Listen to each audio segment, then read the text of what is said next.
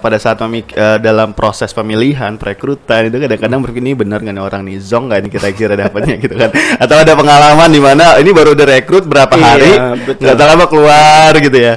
Gimana Pak itu kepikiran ya, apakah orang-orang yang diterima di dalam perekrutan itu apakah harus orang yang punya status pendidikan yang tinggi, atau apakah kompetensinya, apakah attitude-nya, atau apa Pak yang biasa jadi pertimbangan Pak Probo nih dalam merekrut memilih tim?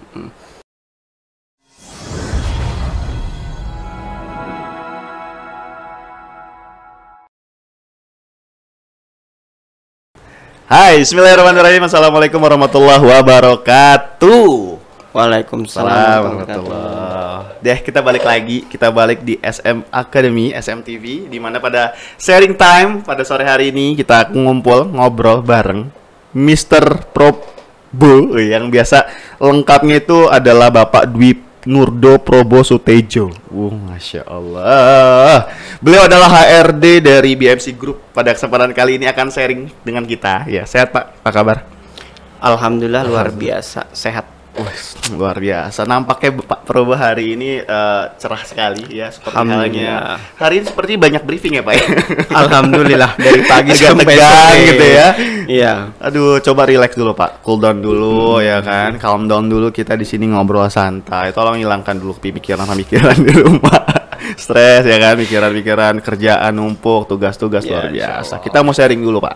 Sore ini kita mau sharing time untuk teman-teman kita yang ada di UMKM yang saat ini dan biasanya kita itu pusing dengan urusan tim Pak. Kadang-kadang kita itu pengen dapetin tim yang sesuai dengan harapan, itu kan nggak mudah, betul ya? Iya, betul. Dan pasti banyak banget ini Pak Probo ini dalam pengalamannya mencari super tim. Wah, boleh Pak kenalan dulu Pak sama pendengar kita atau penonton kita pada hari ini.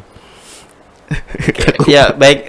Terima kasih ya Mas Agung sudah diberikan kesempatan untuk pada hari ini bisa sharing dan berbagi manfaat untuk teman-teman semuanya. Baik, perkenalkan untuk saya, nama Dwi Nurdo Probo Sutejo ya. Saya merupakan HR dari BMC Group. Saya sudah berkarya kurang lebih hampir 3,5 tahun di BMC ya. Dan ya dari awal sampai sekarang masih di HR terus, di HR terus. Asik Pak. Alhamdulillah. Asik, mumet. Tantangan kah?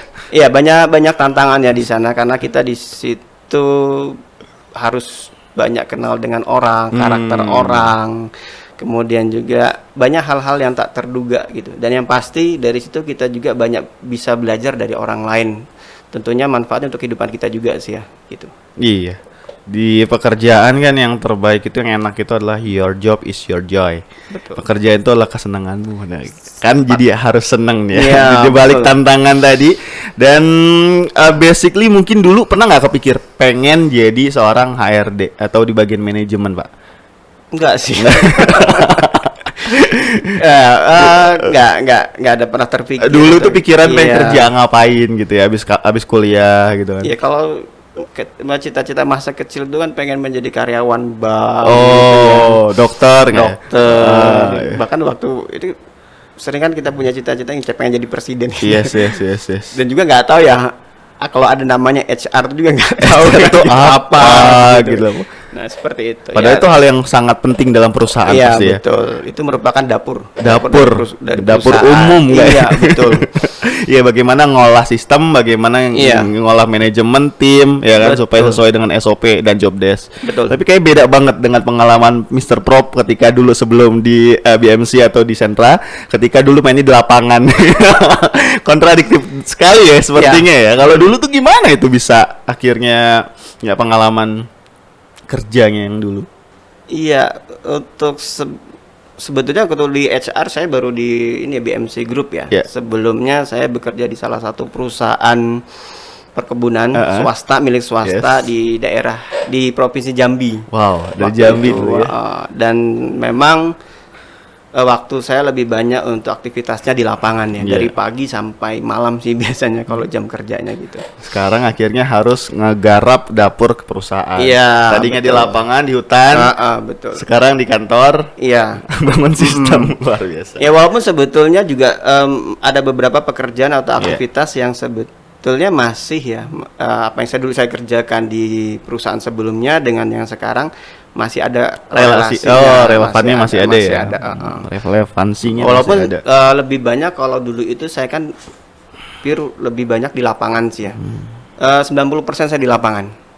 Dari pagi dari jam 4:30 itu saya sudah harus siap untuk beraktivitas, dan kadang-kadang sering saya tuh pulang sampai jam 10 malam. Wow.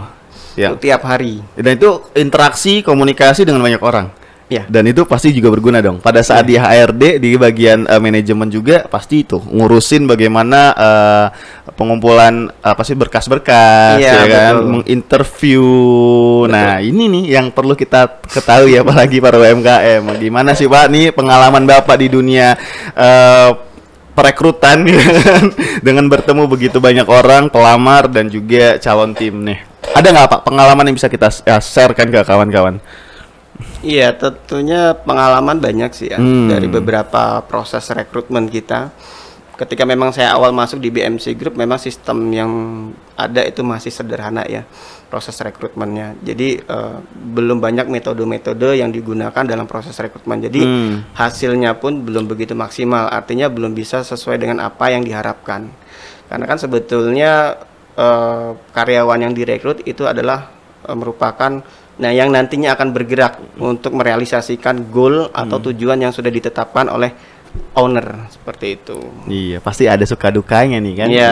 Ini pada saat dalam proses pemilihan perekrutan itu kadang-kadang ini benar nggak nih orang nih, zong nggak nih kira-kira dapatnya gitu kan? Atau ada pengalaman di mana ini baru direkrut berapa hari, nggak tahu apa keluar gitu ya. Gimana Pak? Itu kayaknya emang susah-susah gampang kata orang kan ya. Tapi dalam pengalaman Pak Prof gimana tuh?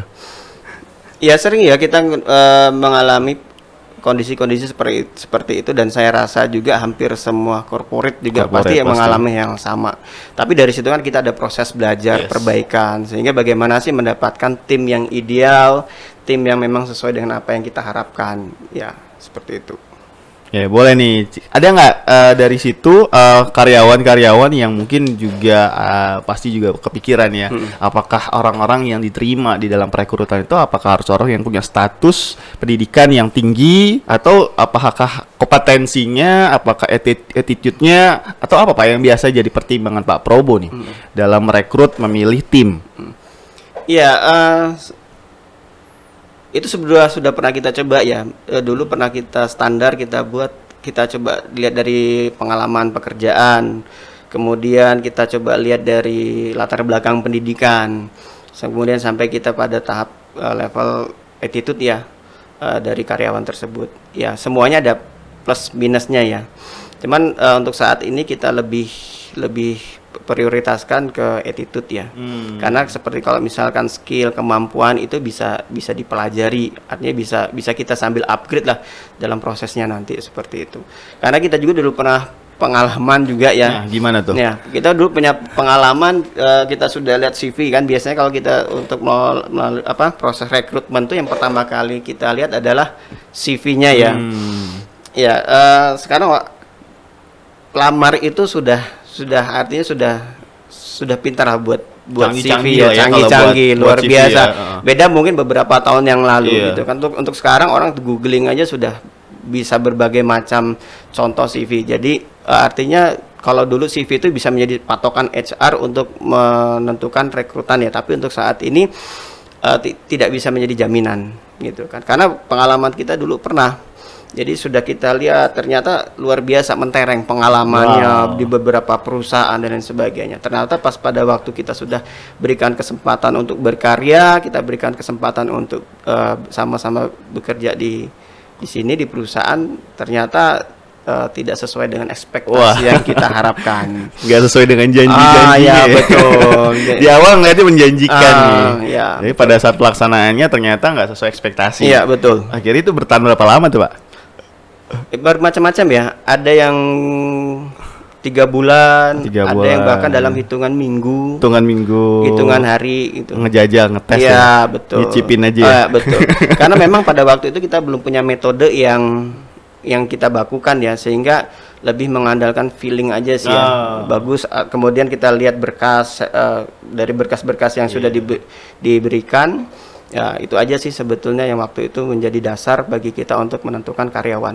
Seperti benar-benar. itu. Ada nggak sih Pak momen menarik yang memang mungkin jarang atau momen yang tidak terlupakan sampai sekarang pada saat proses perekrutan tersebut, mulai dari dokumen, berkas, terus juga pemanggilan, interview, mungkin bareng manajemen yang lain, rapat dan sebagainya. Pak, momen yang menarik nih yang bisa diceritakan. Iya, tentunya banyak sih ya kalau momen-momen yang menarik yang pernah terjadi ya. Karena arahan dari owner kita ya Pak Bayu Ariwibowo dalam setiap kesempatan briefing dengan HR itu selalu senantiasa menekankan kepada kita ketika dalam proses rekrutmen itu coba memberikan sesuatu yang berbeda. Yang berbeda dari yang lainnya. Artinya coba berikan kesempatan kepada para pelamar itu sesuatu pengalaman yang luar biasa. Yang artinya bisa mereka ingat selalu gitu kan. Karena bagaimanapun juga itu menjadi salah satu bagian branding juga ya dari perusahaan. Benar. Makanya dari situ arahan-arahan tersebut yang membuat HR mencoba untuk membuat sebuah formulasi dalam proses rekrutmen itu sendiri. Ya, memang beberapa teknik ya kita lakukan dan hasilnya ya alhamdulillah. Biasanya kalau setelah proses rekrutmen itu kita coba lakukan apa sih istilahnya itu tes minat bakat semacam testimoni. Ya, Hmm. testimoni dari para pelamar itu apa sih yang mereka rasakan, apa yang mereka dapatkan di sini gitu kan. Karena memang ya kembali lagi ya sesuai dengan arahan dari owner kita Pak Bayu bahwa dalam setiap aktivitas apapun tidak lepas dari kita punya 3 core value di perusahaan yang itu menjadi dasar landasan kita dalam beraktivitas. Yang pertama religius. Spiritual ya. Itu karena itu berkaitan dengan hubungan kita dengan Allah hablum minallahnya ya. Kemudian yang kedua ada care and respect. Ya, itu hubungan kita dengan lingkungan, hubungan kita dengan sesama karyawan, dengan sekitar, ya hubungan kita dengan manusia ya. Kemudian yang terakhir, yang ketiga adalah excellence. Atau keunggulan. Jadi dalam proses rekrutmen itu bagaimana caranya 3 core value ini harus ada di sana. Nah, jadi luar biasa. Para pelamar itu ya itu tadi bisa merasakan suatu hal yang baru, kemudian ada manfaat. Jangan sampai pulang dari proses rekrutmen interview tidak mendapatkan apa-apa seperti itu. Jadi nggak hanya sekedar melamar, jadi Anda ikut pesantren kilat di sini gitu ya. Iya, betul. Jadi merasakan suatu suasana pengalaman yang berbeda ketika melamar di BMC Group ya. Walaupun mungkin belum diterima atau belum cocok bergabung di sini, tapi minimal sudah merasakan gitu ya. Iya. Pesantren kilat di sini gitu kan. Dan akan menjadi pengalaman luar biasa. Betul. Keren sih itu. Nggak terpikirkan bagi saya. Saya kira tadi itu produk Pak, harus testimoni. Ternyata itu adalah pengalaman dari interview atau proses perekrutan. Iya, betul. Dari mereka luar biasa. Apalagi nih Pak di kondisi pandemi, kondisi PPKM, apalagi Pak. Yang begitu banyak perusahaan yang juga akhirnya mem-PHK. Mengeluarkan begitu banyak tenaga kerja yang mungkin punya kompetensi yang bagus nih. Nah, menurut Pak Prob gimana nih Pak Probo untuk para UMKM yang memang ingin memiliki tim-tim yang sesuai dengan yang diharapkan. Nah, karena kan dalam proses pemilihan tim itu kan ada suka duka tadi itu. Betul. Di tengah pandemi dengan potensi karyawan, resource yang besar, talent yang besar, seperti apa nih supaya bisa mendapatkan tim yang tepat sesuai dengan harapan teman-teman UMKM. Ya, dari pengalaman yang sudah kita alami ya dari beberapa tahun ini. Jadi yang pasti betul-betul harus dijaga adalah niat ya. Nah, itu yang pertama gitu kan. Karena semakin banyak karyawan itu bukan semakin banyak masalah ya, tapi itulah amanah. Ya. Karena sesuatu hal konsep yang kita pahami di BMC tidak ada daun yang jatuh itu tanpa seizin Allah. Artinya ketika karyawan itu para pelamar itu datang memenuhi untuk proses interview, itu pasti ada campur tangan Allah di sana. Betul, betul. Nah, bagaimana cara kita memberikan pelayanan yang terbaik? Ya insya Allah dengan niat yang baik, niat yang lurus, ya Allah akan hadirkan orang-orang terbaik, orang-orang yang sesuai dengan apa yang kita harapkan. Itu ya. Kemudian ya tentunya juga tidak lupa dengan ikhtiar-ikhtiar kita juga sebagai manusia. Tentunya misalkan dengan sistem rekrutmen yang baik, metode-metode yang digunakan juga adalah metode yang tepat juga, sehingga secara administratif juga nanti kita mendapatkan sesuatu hal yang sesuai dengan apa yang kita harapkan. Itu sih. Oh, super sekali. Jadi yang awalnya tetap dengan niat yang baik ya. Betul, betul. Memang prasangka baik, niat baik, dan jadikan tim itu bukan hanya sebagai beban tetapi sebagai amanah buat kita. Bahkan kalau di owner kita mengatakan bahwa biasanya menambah karyawan itu adalah menambah amal soleh. Amal soleh, betul. Jadi diluruskan niat di awal bahwa kita akan menambah amal soleh. Iya, betul. Biasa. Dan kedua tetap ikhtiar ya Pak ya. Iya, betul, ikhtiar harus ada. Ikhtiarnya harus ada. Nah, dalam ikhtiar nih Pak, tadi sudah pertama niat, yang kedua ikhtiar. Nah, dalam ikhtiarnya nih bagaimana tips-tips mungkin yang bisa Pak Probo berikan untuk minimal para UMKM ini menimbang, menilai, mengukur bibit bebet bobot ya dalam menerima rekrutmen yang bisa diandalkan, ataukah harus semuanya terkait dengan kompetensi itu harus epos semua, atau itu sebenarnya menjadi bagian yang sekian, yang pertama harus dipertimbangkan, yang lain apa gitu mungkin. Ada Pak mungkin tips-tips buat teman-teman UMKM? Ya, dalam proses rekrutmen itu panjang ya. Artinya proses itu diawali di internal dulu. Bagaimana kebutuhan karyawan di sebuah divisi atau departemen itu kan prosesnya ada di internal. Setelah proses di internal sudah selesai, baru kita publikasi ya, bisa melalui beberapa media-media sosial atau media massa yang ada ya, untuk bisa kita sebagai sounding ya, agar informasi bahwa kita membutuhkan karyawan itu bisa sampai kepada para pelamar itu.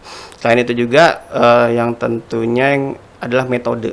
Biasa yang kita pakai itu ada beberapa hal sih, ada beberapa metode yang kita pakai, yaitu yang pertama tes IQ ya. IQ yaitu dulu yang kita pakai. Basicnya tes IQ dulu. Kenapa IQ? Karena itu kaitannya juga nanti dalam proses kerja nanti ya. Karena kan ada instruksi-instruksi atau arahan-arahan dari atasan, ketika karyawan tidak bisa mencernanya dengan baik, itu akan menjadi trouble atau akan menjadi penghambat dalam proses aktivitas kerja itu sendiri. Nah, setelah IQ tes itu kita ada pakai metode DISC. Ya, kalau metode DISC ini saya rasa sudah banyak ya corporate yang sudah memanfaatkan konsep ini untuk proses rekrutmen. Seperti itu. Dan baru setelah itu kita pergunakan tes kompetensi. Ya tergantung kita apa yang mau kita cari gitu kan. Misalnya kalau kita membutuhkan customer, ya tentunya kompetensi atau skill-skill yang kaitannya dengan customer service gitu kan. Kaitannya mungkin dengan markom, ya tentunya kompetensi yang kaitannya dengan kemarkoman. Seperti ya tergantung. Nanti berbeda-beda ya untuk kompetensi. Menyesuaikan sesuai kebutuhan yang dibutuhkan perusahaan gitu. Atau ada ritual-ritual khusus Pak untuk mendapatkan ini insting ini. Wah, ini feeling saya ini bagus nih gitu. Gimana Pak? Kalau ritual khusus sih tidak ya. Yang pasti semua belajar dari pengalaman ya. Kita belajar dari pengalaman gitu kan. Jadi kita tidak terpaku dengan CV ya. Tapi kita coba CV itu memang sebagai modal awal kita untuk mengetahui informasi tentang karyawan yang bersangkutan. Nah, dan itu CV itu yang akan menjadi yang akan kita dalami nanti dalam proses interview. Nah, sebetulnya kuncinya ada di proses interview. Ya, ketika kita berhadapan langsung dengan karyawan, dari situlah kita melakukan pendalaman. Wah, gitu. Kuncinya dari proses interview. Nah, ini kita pengen tahu kuncinya nih. Luar biasa teman-teman semuanya, Bapak Ibu yang mudah-mudahan tadi yang sudah dijabarkan bisa berguna ya, walaupun kuncinya belum kita dapatkan. Tapi nanti kita akan toel-toel gimana supaya dapat kuncinya Pak Probo, karena nanti akan ada part selanjutnya yang akan membahas terkait dengan bagaimana kuncinya mendapatkan super team atau dream team yang diharapkan, ataupun nanti akan ada tips juga buat para pelamar gimana sih. Karena sudut pandang HRD dengan sudut pandang karyawan tuh kadang beda, karena kan belum tahu ya apakah apa sih yang harus dipersiapkan, kemampuan seperti apa nih yang harus saya pelajari mumpung masih SMA belum lulus misal, atau yang pengen kerja habis lulus kuliah seperti apa, nanti akan kita lanjutkan di part selanjutnya. Jangan sampai kelupaan dan ketinggalan nonton part selanjutnya. Oke, makasih Pak Prof di part pertama. Assalamualaikum warahmatullahi wabarakatuh. Waalaikumsalam warahmatullahi wabarakatuh.